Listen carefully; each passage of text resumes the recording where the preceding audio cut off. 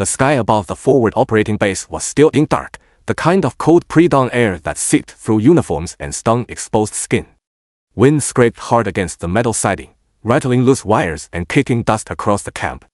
Inside the dim briefing tent, a cluster of Navy SEALs bent over a single map light, their voices low and tense, already carrying the weight of the day ahead. Staff Sergeant Rowan Hale stood at the back of the tent, half folded into the shadows. At 32, she had mastered the art of going unnoticed, shoulders relaxed, movements spare, face unreadable. A few SEALs shot her brief glances, the kind that carried more doubt than curiosity. A couple muttered sideways comments about snipers on mountains who never saved anyone down here. Chief Petty Officer Brandon Riggs didn't bother lowering his voice when he smirked, letting the jab land exactly the way he intended. Hale didn't react. Her breathing stayed even, posture steady, eyes tracing the terrain lines on the map with quiet focus. She had been in rooms like this before, rooms where men mistook silence for weakness, where they saw an army staff sergeant and assumed she was an unnecessary attachment rather than the overwatch she had been assigned to be. Lieutenant Commander Cole Maddox, the mission commander, stood at the head of the table, outlining the route with blunt efficiency.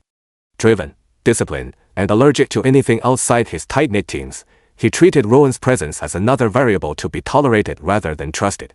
His silence toward her had edges sharp enough to feel. Around them, the SEALs filled the space with the loud competence of men who trained together for years. Rowan didn't try to join them. They didn't see the long nights she'd spent on ridgelines, the frozen hours behind a scope, the reports filled with vague phrases like precision interdiction that never named her. Only her call sign North Star carried any meaning, and even that meant little to this new team. Near the radios, young Petty Officer Logan Pierce checked frequencies, glancing at Rowan now and then, noticing what others refused to see. How she watched the map with quiet intelligence, how she never shifted nervously, how calm radiated off her like another piece of gear. The local interpreter, Specialist Amir Rafi, hovered near the flap. When the valley came up on the map, he warned softly, "This place, it swallowed men." Nervous chuckles brushed his warning aside. When the briefing ended, the SEALs moved out in loose clusters, already teasing and trading jokes. Rowan waited until the tent emptied, then stepped forward to Maddox. "Sir, I need a dedicated radio net between ridge and valley," she said calmly. "No shared channels." He hesitated, barely a breath, but nodded. She thanked him and left without another word. Outside, she moved alone toward her gear corner. No chatter. No company. Just her rifle case waiting like an old friend. She opened it, brushing a thumb over the frayed sniper patch sewn into the lining and unspoken memory, and then closed the case and headed toward the mountain. Sunrise spilled slowly over the valley as the SEALs advanced through the narrow streets. Windows that once held faces were now empty voids. Dark, silent. Doors closing quietly as the patrol passed. Even Maddox felt the tension building like pressure before a storm. Though he kept pushing the team forward, Rafi whispered, "Something is wrong." His voice trembled in a way that even Riggs couldn't laugh at. High above, Rowan climbed steadily, reaching the outcrop she'd chosen the night before. She built her height, settled behind her scope, and watched the valley unfold like a living diagram. Small movements. Shifting shutters. Controlled shadows. She pressed her radio. "Actual, this is North Star Watch." Your static swallowed her warning. Maddox assumed weather. Riggs assumed nerves. Pierce frowned but stayed silent. Then the valley answered, a metallic click. Birds exploding upward in a frantic cloud. Rowan's breath slowed to sniper rhythm. "There it is," she whispered. An explosion ripped open the ground behind the SEALs, sealing their exit. The ambush triggered like a trapdoor. Gunfire rained from rooftops, alleys, cliffs, coordinated, precise, overwhelming. The SEALs scattered for cover, dragging wounded under broken walls.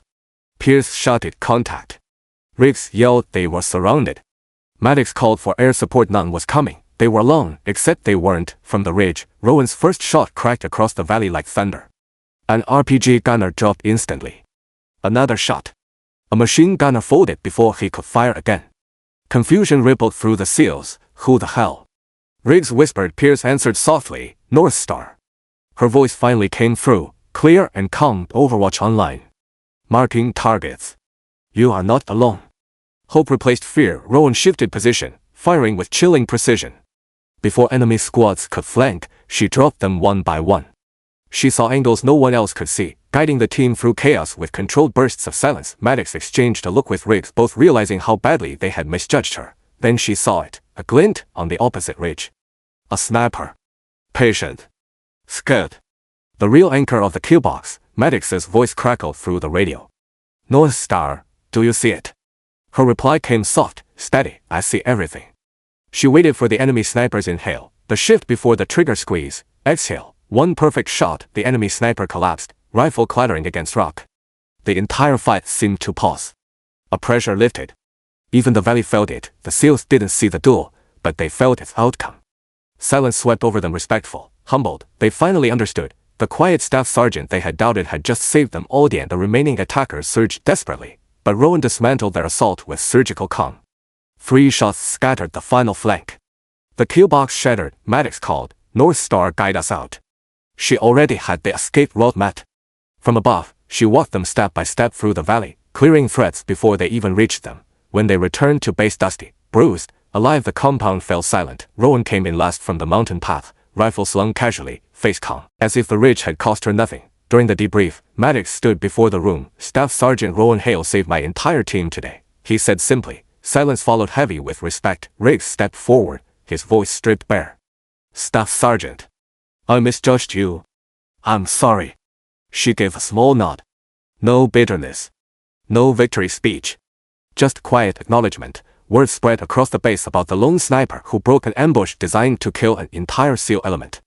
Small nods greeted her in the shell hole now, subtle shifts of respect from men who once dismissed her. Rowan wanted none of it. She sat at her metal table in the armory, breaking down her rifle piece by piece, hands steady, movements methodical. Recognition wasn't the point. Precision was. Later, she returned to the ridge.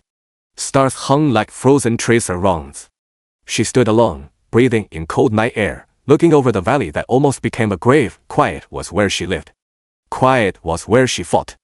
Quiet was where she saved lives. Some heroes shout, others protect in silence. Their courage lives in the unseen moments. Steady hands, calm breath, a single shot that changes everything. If you enjoyed this story, subscribe for more military and veteran stories that honor the courage of the quiet guardians who stand watch when no one is looking.